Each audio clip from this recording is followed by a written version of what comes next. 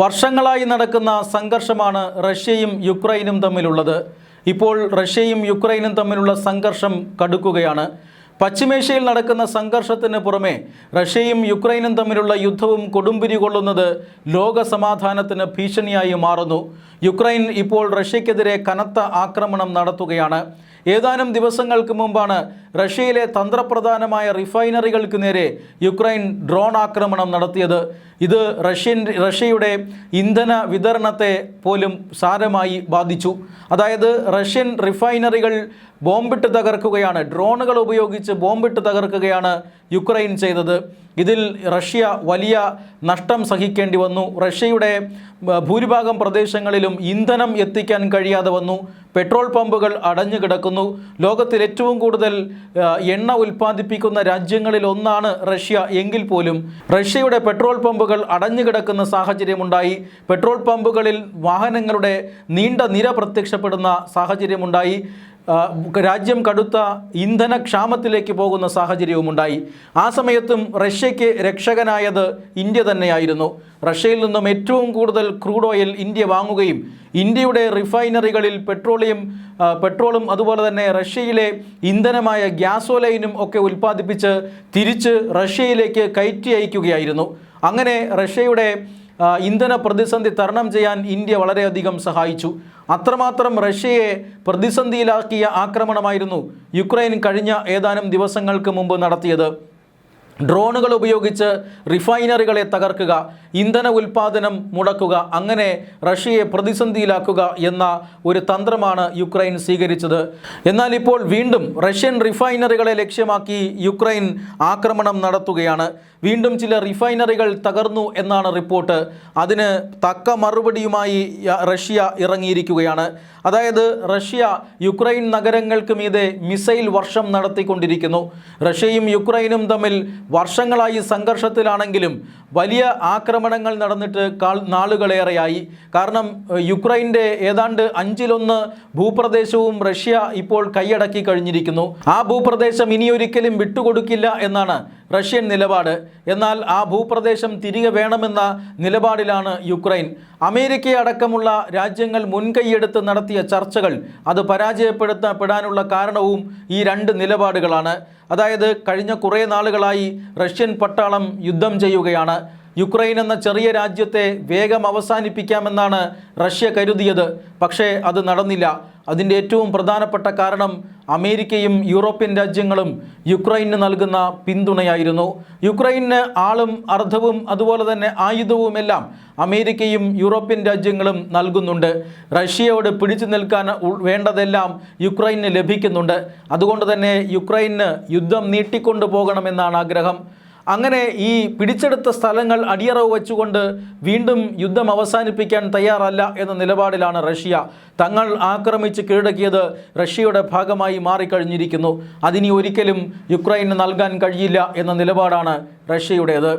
ലോകമെമ്പാടുമുള്ള ഭൂരിപക്ഷം രാജ്യങ്ങളും അമേരിക്കയും യൂറോപ്യൻ രാജ്യങ്ങളുമെല്ലാം റഷ്യയ്ക്കുമേൽ ഇപ്പോൾ സാമ്പത്തിക ഉപരോധം ഏർപ്പെടുത്തിയിരിക്കുകയാണ്.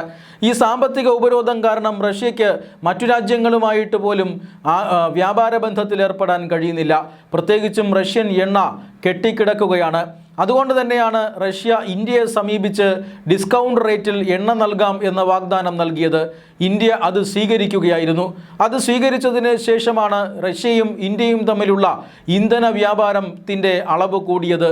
ഇത് അമേരിക്കയെയും യൂറോപ്യൻ രാജ്യങ്ങളെയും അടക്കം ചൊടിപ്പിച്ചിട്ടുണ്ട്. പോളണ്ട് അടക്കമുള്ള രാജ്യങ്ങൾ ഇന്ത്യയുടെ ഈ നയത്തെ എതിർത്തിരുന്നതാണ്. ഇന്ത്യ ഒരിക്കലും റഷ്യയിൽ നിന്നും എണ്ണ വാങ്ങരുത് എന്ന് അവർ പറഞ്ഞു.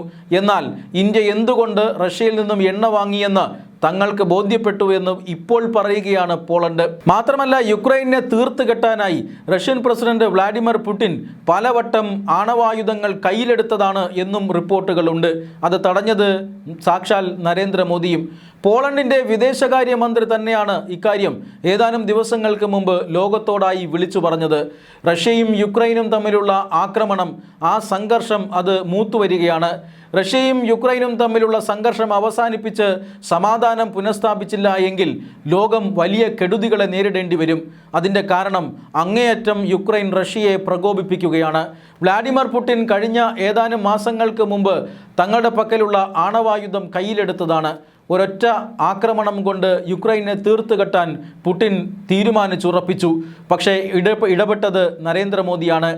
ആണവായുധം കൊണ്ട് കളി വേണ്ട എന്ന് ഈ നരേന്ദ്രമോദി വ്ളാഡിമിർ പുടിനെ ഉപദേശിച്ചു. ഇന്ത്യയും റഷ്യയും തമ്മിലുള്ള സഹകരണം അല്ലെങ്കിൽ നയതന്ത്ര ബന്ധം അത് അങ്ങേയറ്റം ഊഷ്മളമാണ്. പതിറ്റാണ്ടുകളുടെ പഴക്കമുണ്ട് ഇന്ത്യ റഷ്യ ബന്ധത്തിന്. പതിറ്റാണ്ടുകളുടെ ആയുധ വ്യാപാര ബന്ധമുണ്ട് ഇന്ത്യക്കും റഷ്യയ്ക്കും തമ്മിൽ. മാത്രമല്ല ഇപ്പോൾ ഈ അടുത്ത കാലത്തായി വ്യാപാര ബന്ധവും പ്രതിരോധം മാത്രമല്ല മറ്റു മേഖലകളിലെ വ്യാപാര ബന്ധവും വർദ്ധിച്ചിരിക്കുകയാണ്.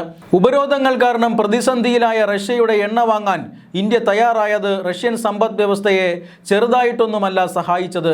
അതുകൊണ്ട് തന്നെ പോളണ്ട് അടക്കമുള്ള രാജ്യങ്ങൾ ഇന്ത്യയും റഷ്യയും തമ്മിലുള്ള ഈ എണ്ണ വാങ്ങലിനെ എതിർത്തിരുന്നു. എന്നാൽ പോളണ്ട് വിദേശകാര്യമന്ത്രി ഇപ്പോൾ പറയുന്നത് എന്തുകൊണ്ട് ഇന്ത്യ റഷ്യൻ എണ്ണ വാങ്ങിയെന്ന് ഞങ്ങൾക്ക് ഇപ്പോൾ ബോധ്യപ്പെട്ടു എന്നാണ്. ഏതാണ്ട് 140 കോടി ജനങ്ങളുള്ള രാജ്യമാണ് ഭാരതം. ഈ ഭാരതത്തിൽ എണ്ണ ഒരിക്കലും ഇവിടെ ഉൽപ്പാദിപ്പിക്കുന്നില്ല, മുഴുവനും ഇറക്കുമതിയാണ്. അതുകൊണ്ട് തന്നെ ഡിസ്കൗണ്ട് റേറ്റിൽ എണ്ണ ലഭിക്കേണ്ടത് ഇന്ത്യയുടെ ആവശ്യമായിരുന്നു. അതുകൊണ്ട് ഇനി തങ്ങൾക്ക് അതിനെക്കുറിച്ച് വിമർശിക്കാൻ കഴിയില്ല എന്ന് പോളണ്ട് പറയുന്നു. മാത്രമല്ല ഈ ആണവായുധം കയ്യിലെടുത്ത വ്ളാഡിമിർ പുടിനെ തടഞ്ഞത് സാക്ഷാൽ നരേന്ദ്രമോദിയാണ് എന്നും പോളണ്ട് വിദേശകാര്യ സഹമന്ത്രി ഇപ്പോൾ വെളിപ്പെടുത്തിയിരിക്കുന്നു. നരേന്ദ്രമോദിയെ കേൾക്കാതിരിക്കാൻ റഷ്യയ്ക്ക് കഴിയില്ല, വ്ളാഡിമിർ പുടിന് കഴിയില്ല. പതിറ്റാണ്ടുകളായിട്ടുള്ള ബന്ധമുള്ള രാജ്യമാണ് ഇന്ത്യയും റഷ്യയും. അതോടൊപ്പം ഇപ്പോൾ വ്യാപാര ബന്ധമടക്കം ഊഷ്മളമായിരിക്കുന്നു. റഷ്യയ്ക്ക് അനുകൂലമായി ഒട്ടനവധി കാര്യങ്ങൾ ഇന്ത്യ ചെയ്യുന്നുണ്ട്. ഇന്ത്യക്ക് അനുകൂലമായി റഷ്യയും ചില കാര്യങ്ങൾ ചെയ്യുന്നുണ്ട്. റഷ്യയിൽ നിന്നും എണ്ണ വാങ്ങുന്നതിൻ്റെ പേരിൽ ഇന്ത്യയെ സമ്മർദ്ദത്തിലാക്കാൻ അമേരിക്ക ശ്രമിച്ചിരുന്നു. എന്നാൽ അത് പരാജയപ്പെട്ടു. അതുകൊണ്ട് തന്നെ ഏതാനും ദിവസങ്ങൾക്ക് മുമ്പ് റഷ്യൻ പ്രസിഡന്റ് വ്ളാഡിമിർ പുടിൻ ഇന്ത്യയെയും നരേന്ദ്രമോദിയെയും പ്രശംസിച്ചിരുന്നു. ഇന്ത്യയുടെ വിദേശകാര്യ നയത്തെ സ്വാധീനിക്കാൻ അങ്ങനെ ആരും പ്രയാസപ്പെടേണ്ട എന്ന് റഷ്യൻ പ്രസിഡന്റ് വ്ളാഡിമിർ പുടിൻ അന്ന് പറഞ്ഞത് നമ്മൾ ഓർക്കണം. ഈ തരത്തിൽ ഇന്ത്യ റഷ്യ ബന്ധം ശക്തമാവുകയാണ്. ഇതിനിടയിലാണ് മേഖലയിൽ ആണവായുധം പ്രയോഗിക്കപ്പെടാനുള്ള സാധ്യത പ്രധാനമന്ത്രി നരേന്ദ്രമോദി ഇടപെട്ട് തടഞ്ഞു എന്ന വെളിപ്പെടുത്തൽ വരുന്നത്. റഷ്യയും യുക്രൈനും തമ്മിലുള്ള സംഘർഷം അവസാനിപ്പിക്കാൻ ഒരുപക്ഷെ അമേരിക്ക അടക്കമുള്ള രാജ്യങ്ങൾ ഇനി രംഗത്തിറങ്ങാൻ സാധ്യതയുണ്ട്. പശ്ചിമേഷ്യൻ സംഘർഷം അവസാനിച്ചു കഴിഞ്ഞാൽ റഷ്യ യുക്രൈൻ സംഘർഷം അവസാനിപ്പിക്കാനായിരിക്കും ലോകരാജ്യങ്ങളുടെ ശ്രമം. യുദ്ധത്തെ ഒരു തരത്തിലും ഇന്ത്യ പിന്തുണച്ചിട്ടില്ല. ഇന്ത്യ ഈ എണ്ണ വാങ്ങുന്നത് ഇന്ത്യയുടെ ഇന്ധന സുരക്ഷയുമായി ബന്ധപ്പെട്ട കാര്യങ്ങളാണ്. യുദ്ധത്തെക്കുറിച്ച് ഇരു രാജ്യങ്ങളും ഒരുപോലെ ഇന്ത്യ സംസാരിച്ചിട്ടുണ്ട്. വ്ളാഡിമിർ പുടിനോടും അതുപോലെ തന്നെ വ്ളോഡിമിർ സെലൻസ്കിയോടും ഇന്ത്യ സംസാരിച്ചിട്ടുണ്ട്. രണ്ടുപേരോടും ഇന്ത്യ പറഞ്ഞത് ഇത് യുദ്ധത്തിൻ്റെ സമയമല്ല എന്ന് തന്നെയാണ്. സമാധാന ചർച്ചകളിലൂടെ പ്രശ്നങ്ങൾ പരിഹരിക്കണമെന്ന് ഇന്ത്യ ആവശ്യപ്പെടുന്നു. ഇന്ത്യയുടെ സഹായം അതിനെ ഏതെങ്കിലും രാജ്യങ്ങൾ തേടിയാൽ ഇന്ത്യ അത് നൽകും എന്ന് പറഞ്ഞു കഴിഞ്ഞിരിക്കുന്നു. എന്തായാലും റഷ്യ യുക്രൈൻ സംഘർഷം അത് വീണ്ടും വർദ്ധിക്കുകയാണ്. ഇരു രാജ്യങ്ങളും പ്രകോപിപ്പിക്കപ്പെടുകയാണ് പരസ്പരം. യുക്രൈനാണ് ഇതിൽ വലിയ പ്രകോപനം നടത്തിയിരിക്കുന്നത്. എണ്ണ സംഭരണശാലകൾ അതായത് റിഫൈനറികൾ കേന്ദ്രീകരിച്ച് ആക്രമണം നടത്തുന്നു. ഇന്ത്യൻ റിഫൈനറികളുടെ കപ്പാസിറ്റി അധികമായതിനാൽ റഷ്യയ്ക്ക് അത് തുണയായി മാറുകയായിരുന്നു. ക്രൂഡ് ഓയിൽ റഷ്യയിൽ നിന്ന് ഇന്ത്യയിലേക്ക് കൊണ്ടുവന്ന ശേഷം സ്വന്തം റിഫൈനറികളിൽ പെട്രോളിയം ഉൽപ്പന്നങ്ങൾ ഉണ്ടാക്കി നേരെ റഷ്യയ്ക്ക് കയറ്റുമതി ചെയ്യുക എന്ന പ്രവർത്തനമാണ് ഈ അടുത്ത കാലത്ത് നടന്നത്. അങ്ങനെ ഇന്ത്യയും റഷ്യയും തമ്മിലുള്ള സഹകരണം വർദ്ധിക്കുകയാണ്. ഈ സാഹചര്യത്തിലാണ് യുക്രൈൻ കനത്ത ആക്രമണം അവരുടെ റിഫൈനറികൾക്ക് നേരെ നടത്തിയിരിക്കുന്നത്. ഇത് റഷ്യയ്ക്ക് മേൽ വലിയ പ്രകോപനം സൃഷ്ടിച്ചിരിക്കുന്നു. റഷ്യ കനത്ത ആക്രമണം ഇനി ഇതിനു പകരമായി റഷ്യൻ നഗരങ്ങളിൽ അല്ലെങ്കിൽ യുക്രൈൻ നഗരങ്ങളിൽ നടത്തുമെന്ന് പ്രഖ്യാപിച്ചു കഴിഞ്ഞിരിക്കുകയുമാണ്.